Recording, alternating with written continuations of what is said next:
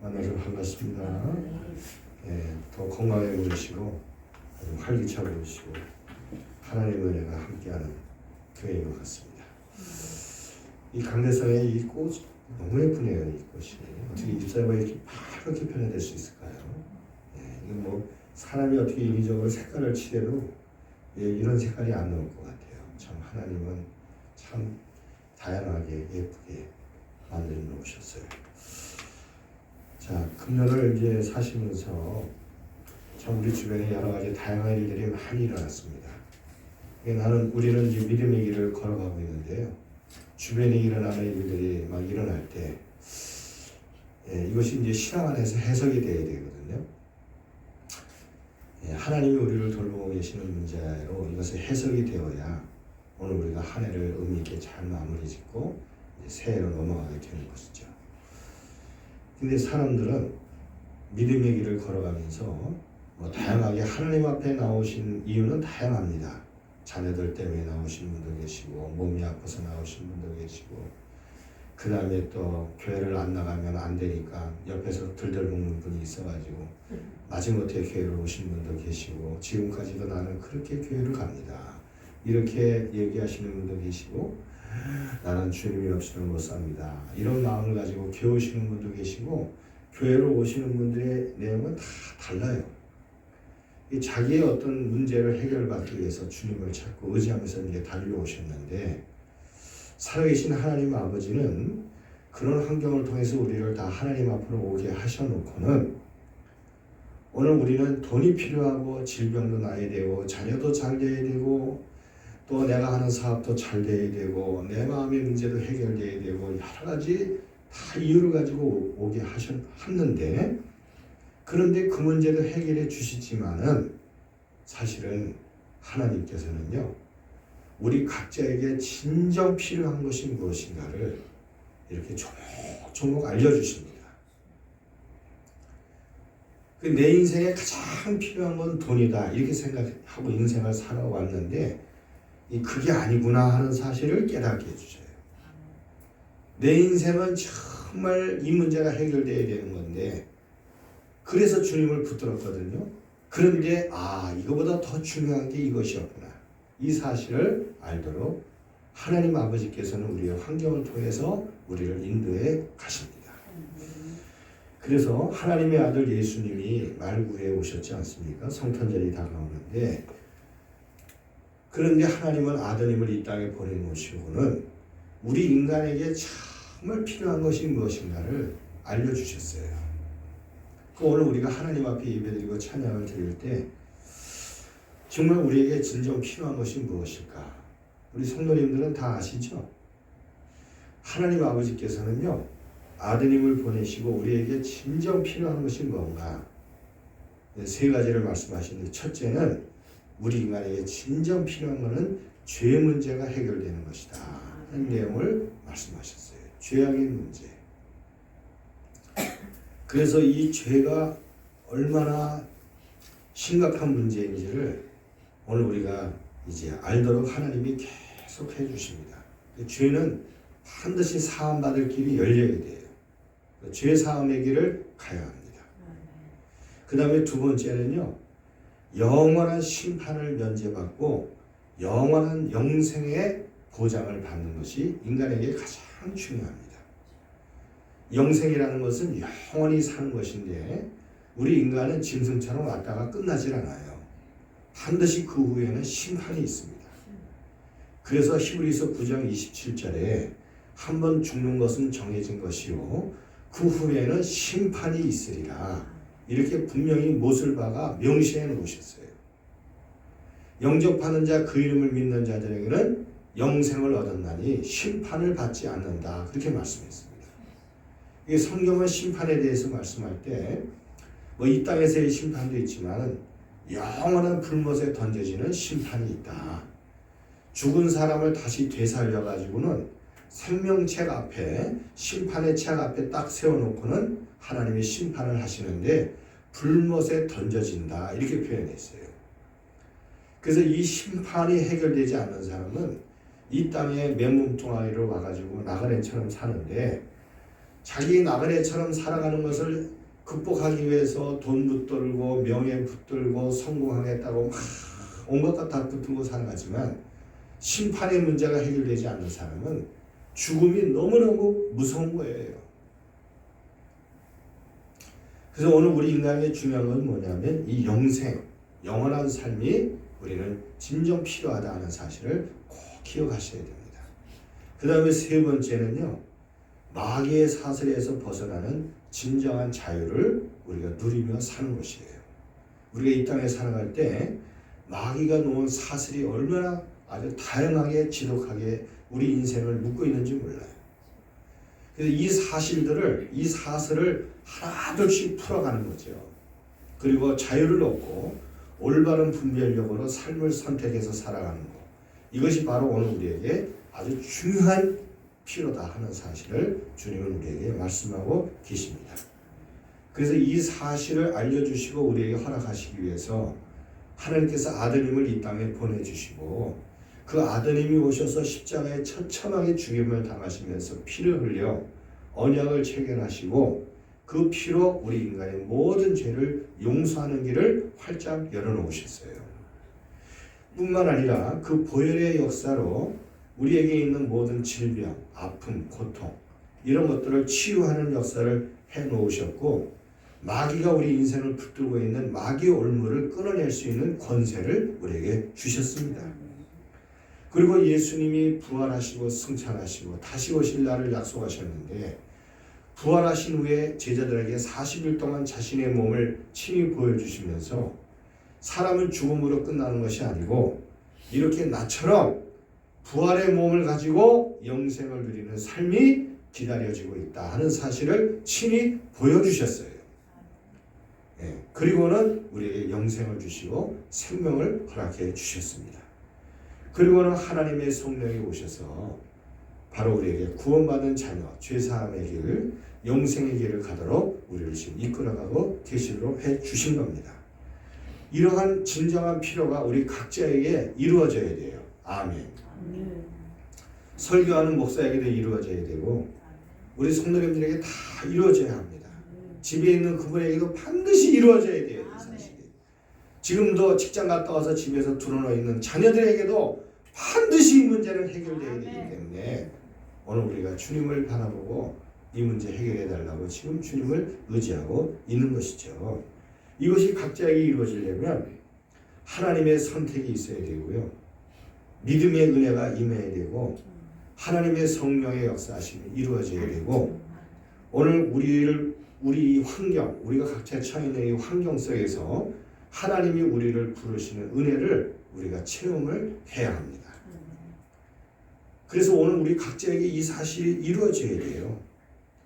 자, 그러면 하나님이 우리에게 이렇게 진정 필요한 것들을 죄사함과 영원한 생명과 그 다음에 마귀의 올무에서 벗어나게 하시는 이 역사를 우리에게 이렇게 주실 때 오늘 그것이 내게 이루어지고 있다고 하는 증거는 무엇일까?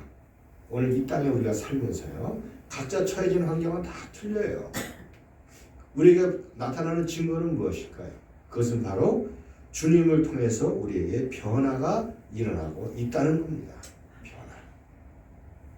마음의 변화, 생각의 변화, 생활의 행동의 변화. 행동의 변화가 일어나요. 끊을 것은 끊고 말의 변화도 일어나고 생각의 변화도 일어나고 이런 변화가 차분히 일어나는 거죠. 삶이. 예수님의 제자들을 예수님께서 제자들을 부르셨어요. 그 제자들이 예수님을 부름을 받아서 제자에게를 걸어갈 때 그 제자들은 자기들에게 진정 필요한 것이 바로 이것이구나 하는 사실을 처음에 알았을까요? 몰랐을까요? 그들도 몰랐죠. 그들도 예수님을 따라다닐 때 야, 저 예수님 저분 기적을 행하시네. 저분 막 바다를 걸으시네. 야, 저분을 통해서 뭔가가 좀 내 인생이 좀 완전히 반전하는 기회가 오겠구나. 그래가지고 예수님을 막 따라다니는데 그들은 자신들이 가지고 있는 어떤 꿈과 생각이 이루어질 것이라고 하는 이런 기대감을 가지고 예수님을 계속 따라다녔어요. 그리고는 기적이 일어날 때 막 좋아했습니다. 겪는 자가 고침받을 때 막 좋아했어요. 오병이어의 기적이 일어날 때 막 들떴어요. 야, 우리가 모시는 예수님 정말 대단하다. 저런 분 옆에 우리가 있다는 사실이 얼마나 멋있냐 내 인생이.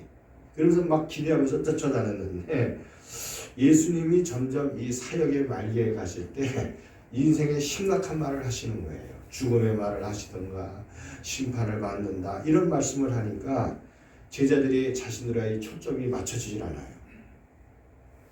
그러니까 제자들이요 속에서 이제 거부 반응이 일어나기 시작합니다.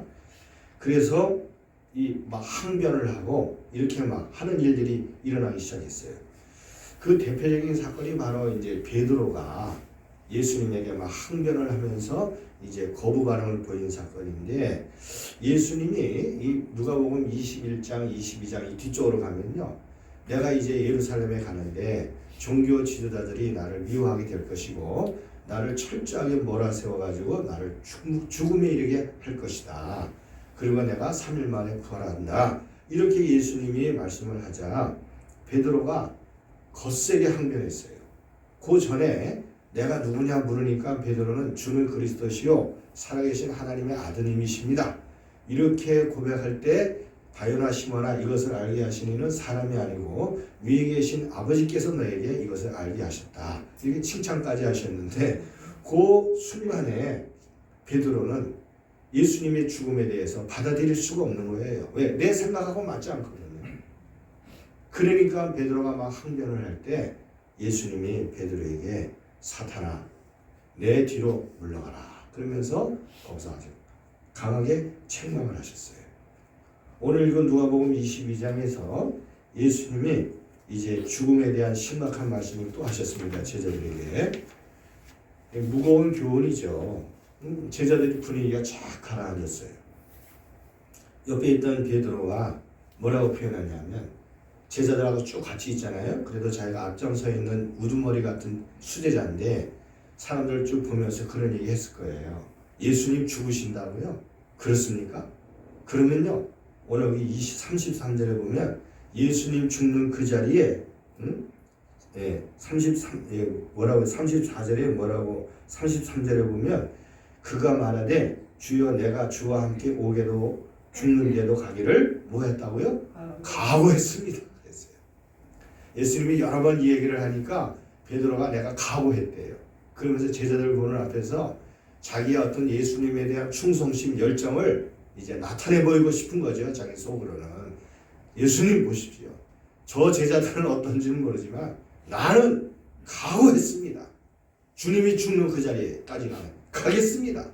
누가 나를 말리겠습니까?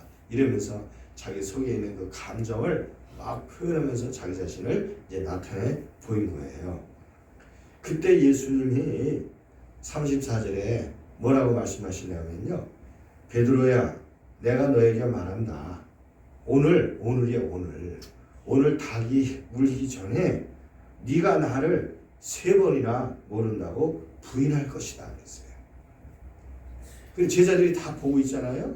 그럼 오늘 우리가 이 33절과 34절 사이에 이 분위기를 한번 생각해 볼 필요가 있어요.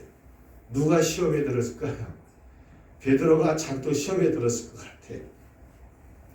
같아. 각오했다고 그러면 베드로야 각오했냐? 너 참 말이라도 고맙다. 네가 내 편에 이렇게 서 있으니. 그러면서 위로해 줬으면 베드로의 주가가 착 올라갈 텐데 거기서 예수님이 나는 너에게 말한다. 네가 각오할 일이 아니고 너는 오늘 나를 닭이 3번 울게 닭이 우는데 3번이나 부인할 사람이야. 그 말을 딱 할 때 얼마나 이 베드로가 정말 가슴이 미어지겠어요. 해도 너무하는구나 주님. 어쩌면 내 마음을 이렇게 몰라주실까. 그러면서 그 항변에서 시험에 들었을 거 아니에요. 예수님은 이 말씀을 하시고요. 오늘 이 42절에 보면 기도하러 가십니다. 기도하러 가시는데 그 기도 내용이 무슨 내용이냐면 42절에 이르시되 아버지여 만일 아버지의 뜻이거든 이 잔을 내게서 옮기시옵소서. 그러나 내 원대로 마옵시고 아버지의 원대로 되기를 원하나이다 하시면서 주님이 간절하게 기도를 해요. 나중에 보면 제자들은 다 이제 잠을 자고 있는데 예수님은 기도를 쫙 올리셨어요. 그러면서 예수님 기도는 뭐냐면 내 원도 아니고 아버지의 뜻이 이루어지기를 원하나이다.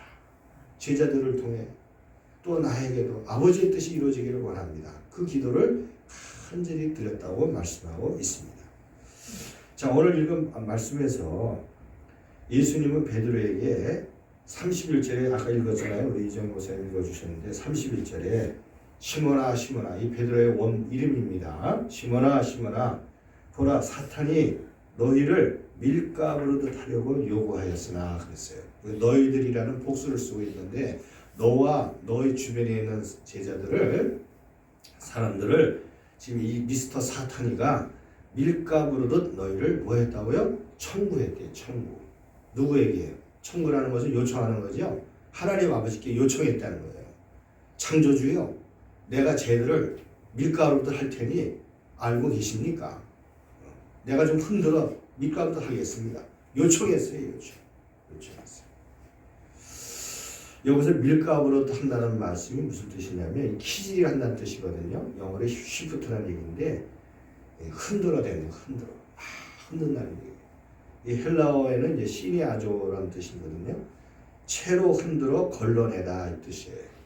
곡식을 이렇게 거두면 채에다 딱 올려가지고 막 흔들잖아요. 알곡하고 쭉정이 바람이 부는 곳에 막 흔듭니다. 위로 아래로 옆으로 막 흔들어요. 서서 흔들고 앉아서 흔들고 막 흔들어가지고 알곡은 밑에 떨어지고 위에 쭉정이나 다 바람에 날아가잖아요. 요 채로 막 흔들어대는 거를 키질한다 이 뜻이에요. 밀가부르듯 한다, 가른다 이렇게 뜻이에요. 그런데 누가 그렇게 하느냐? 이 마귀가, 사탄이가 지금 제자들과 사람들에게 이 체질을 지금 하고 있다는 거예요. 체질을 한대요. 그러니까 제자들을 지금까지 체질을 해왔어요. 지금까지. 몰랐죠? 예수님을 통해서 알게 된 거예요. 우리도 마찬가지예요. 우리가 이 세상에 나올 때 지금까지 키질을 해왔어요. 근데 모릅니다, 사람들이. 몰라요. 근데 지금 이제 아는 거예요. 믿음의 길을 걸어가면서. 이 보이지 않는 엄청난 실체가 우리 인생을 지금 키질해대고 있구나 하는 사실을 알고 있어요. 키질하는 대상은요, 청와대에서부터 시작해가지고 백악관, 온통 세상, 교회까지 다 키질하고 있어요. 이놈의 미스터, 이 마귀가. 다 키질합니다. 키질하고 있는데, 금년에도 이 키질이 상당히 아주 다양하게 지금 오늘 각 인생들 지금 움직이고 있어요. 이 마지막 때에 지금 전쟁이 터지고 있잖아요. 하마스하고 이스라엘 전쟁이 터지죠. 우크라이나와 지금 러시아가 지금 2년 가까이 전쟁이 터져가지고 지금 난리 나고 있죠. 우리나라는 지금 첨예하게 대립하고 있죠. 김정은이는 지금 핵폭탄을 만들고 난리되고 있죠. 이런 상황에서 지금 키질이 지금 계속 아주 강력하게 역사하고 있어요. 키질. 막 흔들어내는 거예요. 이런 키질 때문에 엄청난 시험에 들기도 하고 아픔이 찾아오기도 하고 우리 환경 속에 이 키질이 진행되고 있습니다. 그런데 오늘 이 32절에 보면 예수님이 중요한 교훈을 하시는데요. 이 전능하신 하나님 아버지께서 그 청구된 키질을 야단을 치고 뭔 키질이야? 내 제자들 건들지 마! 이렇게 제거해버리면 좋으신데 제거는 안 하시고 키질이 일어날 때 예수님이 하시는 말씀이 믿음이 떨어지지 않기를 기도하셨다. 이렇게 말씀했어요. 이게 중요한 말씀이에요. 그러니까 기도를 통해 주님이 계속 기도하시면서 제자들 뒤에 키질이 진행되고 있는데 하나님 아버지 그 키질 안에서 저들의 믿음이 나락으로 떨어지지 않도록 오히려 그 키질 안에서 견고한 믿음의 소유자가 되도록 저들을 일으켜 세워 주시옵소서. 그렇게 주님이 기도를 하신다는 거예요. 그러면서 베드로에게 네가 이제 더 강한 믿음의 소유자가 돼서 그 키질 속에서 이제 네가 회복된 후에 네 형제들을 굳게 하라. 이러면서 주님이 말씀하고 계시는 것이죠. 그러니까 이 키질이 진행될 때 이 키질을 적절하게 활용하시는 분이 누구시냐면 하나님 아버지께서 이 키질을 없애시는 게 아니고 적절히 활용하셔가지고 오히려 자녀들이 믿음을 견고한 믿음이 되도록 하나님이 활용하신다. 이런 말씀이에요. 이 사탄은요, 오늘 사는 우리에게, 제자들도 마찬가지고 계속 밀가루를 붓습니다. 교회에서도 계속, 가정에서도 사건을 통해 계속, 환경을 통해 불같은 시험이 우리에게, 뜻하지 않는 불같은 시험이 우리에게 일어나면서 계속 우리를 밀가불어요. 그런데 하나님 아버지는 이 상황을 통해서 하나님의 자녀답도록 우리를 믿음을 가진 진실한 믿음, 가짜 믿음이 아니고 정말 하나님이 원하시는 믿음을 가진 자녀가 되도록 우리를 견고하게 하시고 성숙한 자리로 이끌어가고 계시다 하는 사실을 오늘 우리가 이 환경 속에서 벌어지는 이 내용을 잘 이해하면서 믿음의 길로 가야 한다, 이렇게 말씀하고 계시는 것이죠. 그러면 오늘 우리는요, 이 키질이 어떻게 구체적으로 진행하고 있는지를 잘 알아야 됩니다. 이 키질은요, 영적인 현상이거든요. 키질은 영적인 현상인데, 이 키질은요, 어떻게 뒤에서 작용하냐면, 주님을 모시고 믿음의 길을 가면서 상황 속에 있지만 계속해서 이 키질이 뭘 주냐면 자기 중심의 생각을 가지도록 계속 뒤에서 자극을 줘요. 그래서 네 생각이 옳습니다. 네 생각이 최고야. 그 사람 아무리 들어봐야, 말 들어봐야 소용없어. 당신 생각이 최고야. 베드로, 네 생각이 맞아. 예수님 무슨 말하는, 네 생각이 맞다니까. 네 생각 주장해. 알았어? 이러면서 계속해서 그 사람의 생각을 주장하도록 뒤에서 부추기는 게 이 키질의 현상이라는 사실을 우리는 잘 유념하셔야 돼요. 가정에서도 맞죠. 부부 사이에 당신 내 말이 맞지, 당신 말은 틀려. 내 말 틀린 거 있으면 가져와봐. 내 말대로 해. 알았지? 계속해서 자기 말만 주장하도록 계속해요. 자녀들도 마찬가지예요. 요즘 자녀들이요, 말 안 듣습니다. 내 생각이 최고야. 내 생각이 최고. 결혼하라 그러니까 뭐가 있어야 결혼하지, 무슨 결혼을 안 한다. 안 들어요, 안 들어요. 왜 결혼해야 되는지, 결혼의 가치가 뭔지를 들으려고 하지 않아요.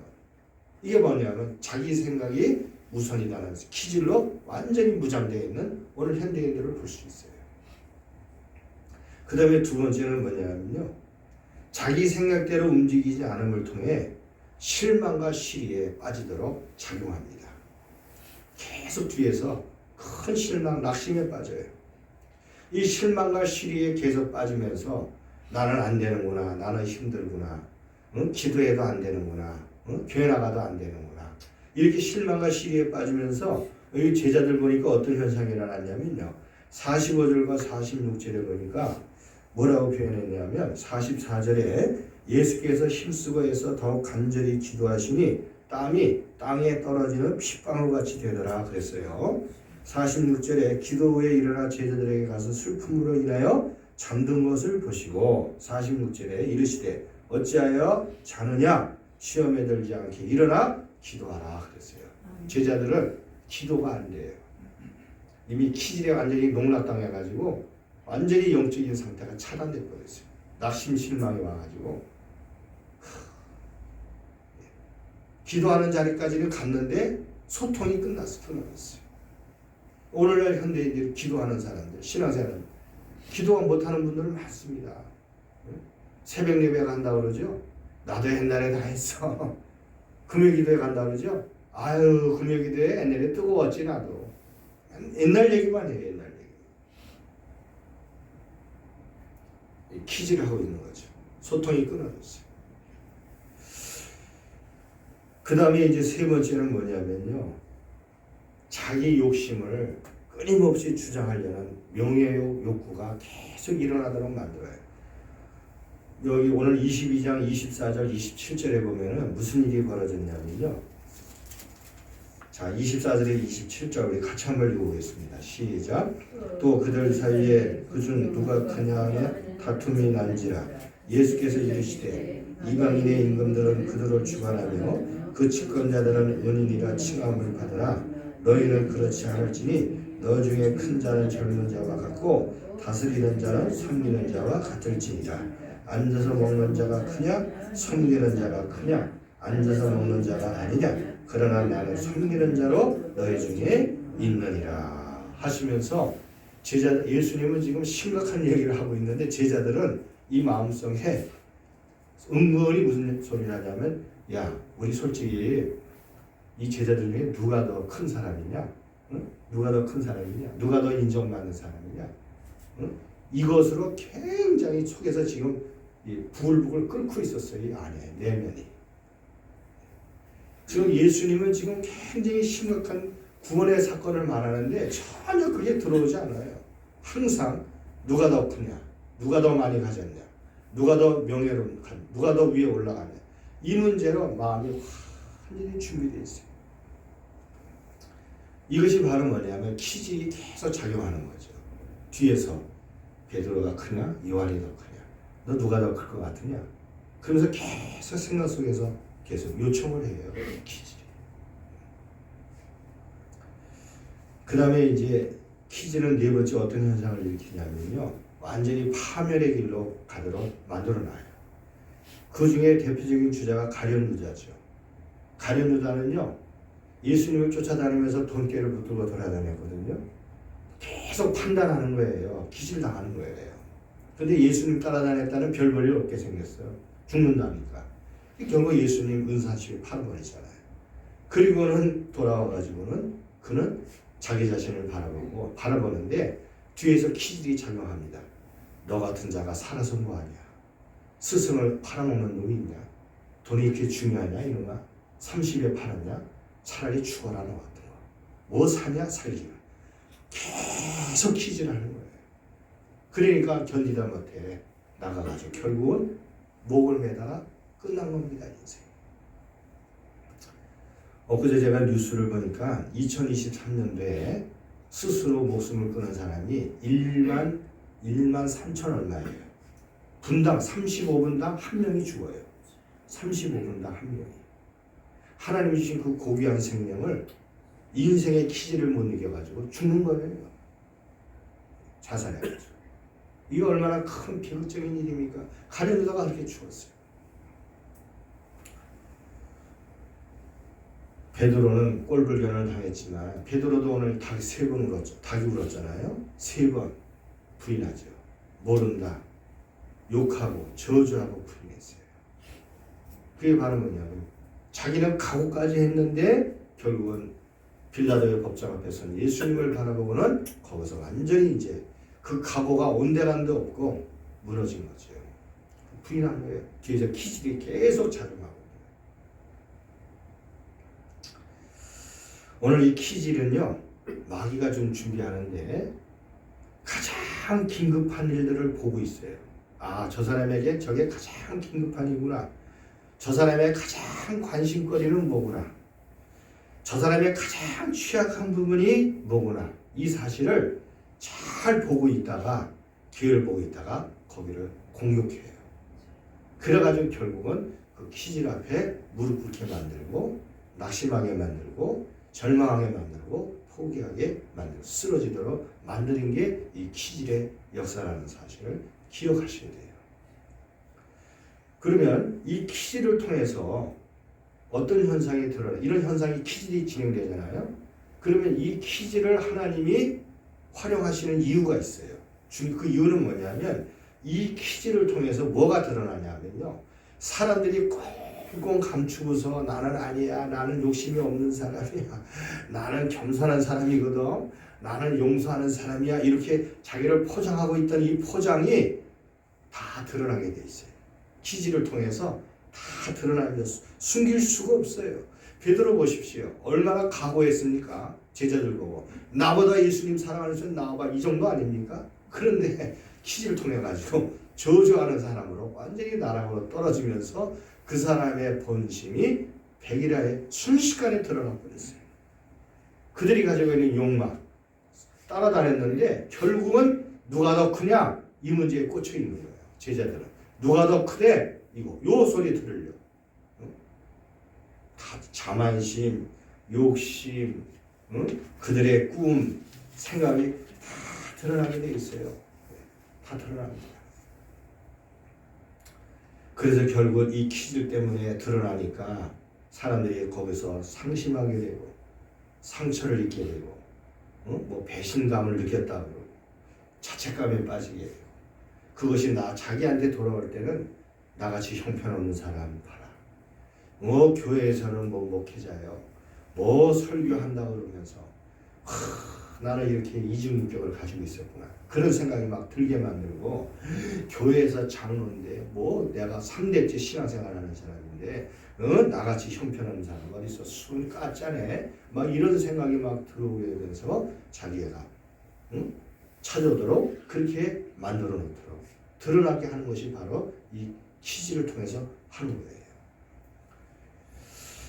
자, 우리 예수님은요 오늘 사람들 배우에 일어나는 이런 키즈를 잘 아시기 때문에 그럼 이 키즈를 극복하는 방법이 뭐냐 하는 내용이에요.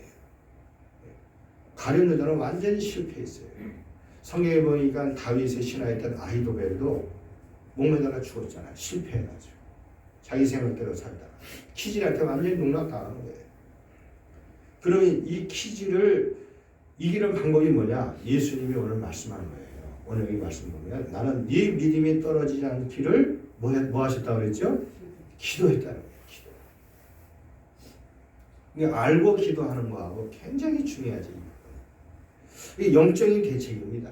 이 키즈를 이길 수 있는 학교도 없고 교육 방법도 없어요. 이거는 완전히 영적인 현상이기 때문에 마귀가 역사하는 거기 때문에 무슨 학교, 무슨 공부, 지식, 뭐 반도체 뭐 이거 가지고는 이게 깹이 안 돼요. 이거는 하나님의 영이 해결해 주셔야 돼요. 그 길은 기도 외에는 다른 방법이 없어요. 그래서 예수님이 베드로야 너 엄청나게 곤두박질할 거다 앞으로. 너 잘못하면 죽는다. 너 그 자리에서 알고 있어요. 너 그렇게 각오했지? 너 한 방에 간다 너. 그런데 너는 내가 죽지 않도록 너를 위해서 기도했어. 너 다시 일어날 거다. 비비면서 쓰러지고 울면서 일어날 거야. 무릎이 아프다고 고통하면서 일어날 거야. 네 가슴을 막 치면서 나 같은 놈은 죽어야 된다고 소리치면서도 너는 일어날 거라 이거예요. 네가 회복된 다음에 믿음을 가진 사람으로 네 형제들을 도와줘라. 이 기도입니다. 그래서 결국 이 기도를 통해서 베드로나 오늘 하나님의 사람들이 자기 자신의 그 직분을 바라보게 되고 회개하고 하나님을 붙들고 나는 정말 내 숨겼던 이 실체가 드러났으니 하나님 나를 도와주십시오. 정말로 회개하면서 변화의 길을 찾아가는 역사가 일어나도록 만드시는 거죠. 지금도 주님은 자녀들을 위해서 기도하고 있다는 사실을 잘 아셔야 됩니다. 누가 우리를 위해 기도하느냐고요? 로마서 8장에 보니까 성령님과 예수님이 간절히 기도하신대요. 성도님들 성경 가지고 계신 분 하면 로마서 8장 26절 한번 찾아보실래요? 로마서 8장 26절에서 28절에 있는 말씀이에요. 신약성경 제가 가진 성경은 249장이거든요. 로마서 8장 26절에서 28절. 예.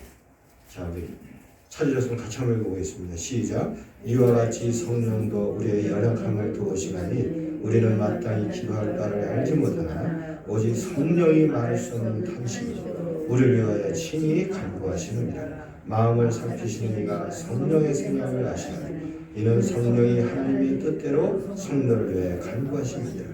우리가 알거니와 하나님을 사랑하는 자, 곧 그의 뜻대로 부르심을 입은 자들에게는 모든 것이 합력하여 선을 이루느니라. 아멘. 우리는 우리의 연약함을 성령이 하시고 아버지의 뜻대로 기도하도록 만드시고 기도하도록 깨달음을 주셔요. 그래서 결국은 합력하여 선을 이루어 나가는 방법으로 알도록 우리를 인도해 가시는 거예요. 그 다음에 그 옆에 누가복음 아까 읽었던 로마서 8장 34절 39절이 34절이 있잖아요. 34절에서 39절까지 한번 읽어보겠습니다. 시작. 누가 존재하여 죽으실 뿐 아니라 다시 살아나신 그리스도 예수시니 그는 하나님 우편에 계신 자 우리를 위하여 간구하시는 자신이다. 누가 우리를 그리스도의 사랑에서 끊으려 환난이나 공고나 박해나 기근이나 적신이나 위험이나 칼이라 기록된 바 우리가 종일 주를 위하여 죽임을 당하게 되며 도살할 양같이 여김을 받았나이다 함과 같으니라. 그러나 이 모든 일에 우리를 사랑하시는 이로 말미암아 우리가 넉넉히 이기느니라. 내가 확신하노니 사망이나 생명이나 천사들이나 권세자들이나 현재이나 장래이나 능력이나 높음이나 깊음이나 다른 어떤 피조물이라도 우리를 우리 주 그리스도 예수 안에 있는 하나님의 사랑 안에서 끊을 수 없으리라. 아멘. 예수님이 우리를 위해서도 기도하고 계셔요. 그 기도를 통해 우리가 어떤 환경에서든지 그 키지를 이기고 하나님의 사랑 안으로 우리가 쏙 들어가도록 우리를 붙들어 주신대요. 그래서 환난 역경이 다가와도 그 사랑 안에서 나는 하나님의 자녀임을 고백하고 그 사랑 안에서 나는 끊을 수 없는 내 가치를 발견하고 사랑을 통해 주시는 하나님의 은혜와 영적인 기쁨을 내가 누리면서 그 역경을 이기며 살아가도록 우리를 붙들어 주신다는 거예요. 오늘 왜 우리는 기도해야 될까? 오늘 우리가 간절히 기도할 때 우리 주변에 일어나는 기질을 우리가 영적으로 깨닫습니다. 우리가 기도할 때요, 이 기질이 더 이상 진행되지 않도록 막을 수 있도록 우리에게 결단력을 주셔요. 그 다음에 우리가 계속 기도할 때 이 기질로 인해서 일어난 상처가 내 마음에 많이 있어요. 마음의 찌꺼기죠. 분노, 갈등, 실망, 자책감, 우울감 이런 것들이 있는데 이런 것들 때문에 다른 사람에게 또다시 상처를 주는 사람이 아니라 이 상처를 주신 이 상처 때문에 하나님을 붙들고 의지하면서 본인이 변화가 일어나요. 오히려 용서와 아픈 사람을 이해하고 고통하는 사람 손을 잡아주고 더 성숙해지고 기다릴 수 있는 사람이 되고 믿음의 견고한 성숙한 사람으로 변화가 일어나도록 만들어 주십니다. 그리고는 우리가 기도할 때 이 기질을 통해서 이길 때 주변에 어려움 당하는 사람을 도와줄 수 있는 그런 사람이 되도록 우리를 변화시켜 주십니다. 하나님 아버지께서 기질을 통해서 활용하셔서 이루고자 하는 일이 뭔가를 오늘 믿음의 사람들은 아셔야 합니다. 첫째는요, 하나님 아버지께 세우고자 하는 토대 위에 우리를 다 세우고 싶은 거예요. 기질이 벌어지고 있는데 자녀야, 이 기질을 이겨야 한다. 나는 너를 세우고 싶은 자리가 있단다. 그 자리에 네가 가져야 한다. 아프지만은 가다오. 아프지만은 가야 한다는 거예요. 그 자리까지 이끌어 가시고요. 두 번째는 우리 육신의 구습을 쫓는 세력을 하나님이 제거하시는 거예요. 그걸 제거하기 위해서 기질을 적절히 활용하셔야죠. 그 다음에 세 번째는 하나님이 원하시는 열매를 맺도록 하시는 거예요. 오늘 우리가 맺어야 될 열매가 있거든요. 삶의 변화의 열매. 그 다음에 네 번째는요, 하나님이 하시고자 하는 것을 깨닫게 해주세요. 하나님. 이 요나라고 하는 선지자가 하나님이 원하는 걸 하기 싫어가지고 다시스로 도망가자, 스페인으로 도망가려고 배를 타러 갔는데 키질이 딱 준비되어 있네. 배가 딱 기다리고 있어요. 그 시간에. 그러니 뭐 이것저것 볼 것도 없어. 그냥 배를 그냥 시체말로 홀라당 탔어요. 그래가지고 이 대서양을 지중해를 건너가지고 이제 스페인으로 막 가고 있는데 하나님이 그냥 두십니까? 풍랑을 일으켜가지고 막 난장판이 되는 난장판이. 그래가지고 요나가 결국 나 배에 던지시오. 그러면 잠잠해집니다. 그래가지고 배에다 지금 바다에다 던졌더니 큰 고기가 와서 삼키면서 요나가 거기서 하나님께 회개하잖아요. 기도하면서 살려만 주시면 하나님 아버지 가시라는 니느웨로 내가 가겠사오니 내 목숨만 살려 주시옵소서. 그러면서 간절히 기도해가지고 요나가 결국 살아가지고요 다시 니느웨로 가가지고 그 생명의 가치를 그들에게 전하는 거 아니에요. 사람이 다시 산다는 거, 구원받는다. 이 하나님이 하시고자 하는 것을 깨닫게 해주시는 거예요. 기질을 통해서. 그 다음에 다섯 번째는 기질을 통해서 하나님이 내 안을 알게 하셔요. 내 문제가 뭐냐, 나의 가장 취약점이 뭐냐, 내가 숨기고 있지만 지금 하나님이 그를 보는 가치 앞에서 나의 가장 연약한 점이 있어요. 이 사실을 하나님 드러내 주시면은 그 문제로 주님을 붙들고 의지하도록 하나님 이끌어가 주시는 겁니다. 이 퀴즈는요 한 번에 끝나지 않습니다. 계속 진행이 됩니다. 이 베드로가요 사도가 됐어요. 성령을 받아가지고 설교할 때 5천 명씩 그 얘기하고 돌아왔어요. 사도행전에. 그런데 베드로는요 계속 하나님이 퀴즈를 하시는 거예요.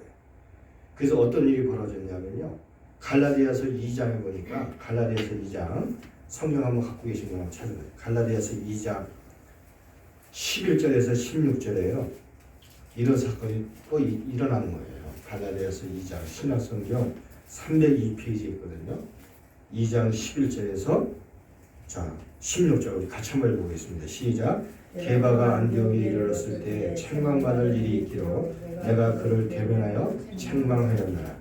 야고보에서 온 어떤 이들이 이르기 전에 게바가 이방인과 함께 먹다가 그들이 오매 그가 할례자들을 두려워하여 떠나 물러가매 남은 유대인들도 그와 같이 외식함으로 방황하도 그들의 외식에 유혹되었느니라.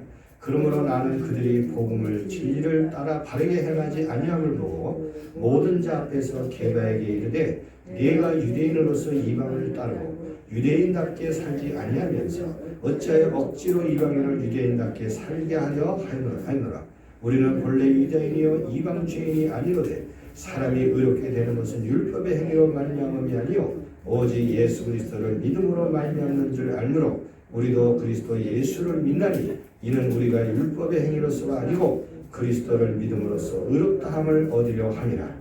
율법의 행위로서는 의롭다함을 얻을 육체가 없느니라 하면서 이 갈라디아서 바울이 썼잖아요. 바울이 베드로에게 있었던 일을 기록한 거예요. 이 베드로를요 사람들 앞에서 바울이 면박을 줬어요. 훈계했어요. 당신 말이야 유대인이 뭐 사도로서 살면서 아직도 복음의 진리를 확고하게 전하지 못하고 유대인들이 오니까 이방인과 함께 음식 먹고 있다가 저 유대인들 할례자들 온다. 아유 나 가야 돼. 이러고서 찝찝하고 그냥 가버리고 왜 그렇게 사람이 외식하면서 살아? 당신 때문에 다른 사람들 다 외식하고 그 바나바라는 사람도 외식하고 그러잖아. 확실하게 사시오. 확실하게. 분명한 아니면 아니다. 기면 기다. 확실하게 하라 말이야. 베드로 왜 그래? 당신 이러면서 게바 베드로한테 야단을 쳤다는 거예요. 그러면서 우리가 유대인이 이런데 이방인이랑 음식 먹으면 어떻습니까? 이방인과 우리는 무슨 차이가 있습니까? 우리가 사람이 의롭게 되는 것은 믿음으로 의롭게 되는 거지. 뭐 할례 받았냐 안 받았냐 유대인이냐 아니냐 이것 때문에 사람이 뭐 의롭게 되고 그런 가치가 있습니까? 예수님이 오셨는데 이 사실을 당신 유대인이면 이방인들 앞에 확실하게 보여주란 말이야. 당신이 오히려 이방인들을 끌어안고 우리는 이제 한 형제가 되었습니다. 믿음으로 이렇게 확실히 보여줘야지. 왜 아직도 이랬다 저랬다 이 사람 그 모양이야 이러면서 야단을 쳤다는 얘기예요. 그러니까 하나님이 베드로를 계속 퀴즈를 통해 바꾸시고 오늘 우리도 마찬가지예요. 자랑할 거 아무것도 없어요. 하나님 우리를 더 완벽하게 하시기 위해서 계속 퀴즈가 들어가요. 더 온전한 변화를 이루기 위해서 더 큰 잔혹한 퀴즈이 다가올 수 있는 가능성이 있습니다. 이렇게 이 베드로가 퀴즈를 이기고 나갈 때 결국은 변화되는 모습을 보여주잖아요. 그가 뭐라고 표현했냐면 베드로전서 1장 말씀 보니까 베드로전서 1장 한번 볼까요? 베드로전서 1장 13절에서 1장 13절에서 21절에 베드로가 결국은 1장 13절 21절 같이 읽어봅니다. 시작. 그러므로 너희 마음에 377페이지 찾으셨어요? 네, 다 찾으셨죠? 같이 읽어봅니다. 시작. 그러므로 너희 마음에 허리를 동이고 근신하여 예수 그리스도께서 나타나실 때 너에게 가져다 주실 은혜를 온전히 바랄지어다. 너희가 순종하는 자식처럼 전에 알지 못할 때 따르던 너희 사역을 본받지 말고 오직 너희를 부르신 거룩한 이처럼 너희도 모든 행실에 거룩한 자가 되라. 기록하였을 때 내가 거룩하니 너희도 거룩할지어다 하셨느니라. 외모를 보시지 않고 각 사람의 행위대로 심판하시는 이를 너희가 아버지라 부른즉 너희가 나그네로 있을 때를 두려움으로 지내라. 너희가 알거니와 너희 조상이 물려준 헛된 행실에서 대속함을 받은 것은 은이나 금인같이 없어질 것이로 된 것이 아니요 오직 흠없고 정없는 어린 양 같은 그리스도의 보배로운 피로 된 것이니라. 그는 창세전부터 알리신 바 된 이라 이 말세에 너희를 나타내신 바 되었으니 너희는 그를 죽은 자 가운데 살리시고 영광을 주신 하나님을 그리스도로 말미암아 믿는 자니 너희 믿음과 소망이 하나님께 있게 하셨느니라. 아멘.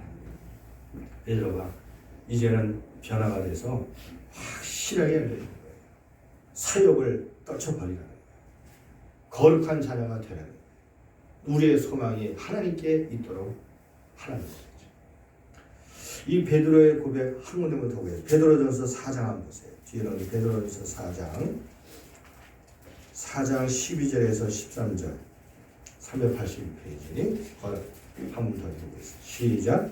사랑하는 자들아 너희를 연단하고 오늘 불시험을 이상한 일 당한 것 같이 이상히 여기지 말고 오히려 너희가 그리스도의 고난에 참여하는 것으로 즐거워하라. 이는 그의 영광이 나타나실 때 너희로 즐거워하고 기뻐하게 하려 함이라. 아멘.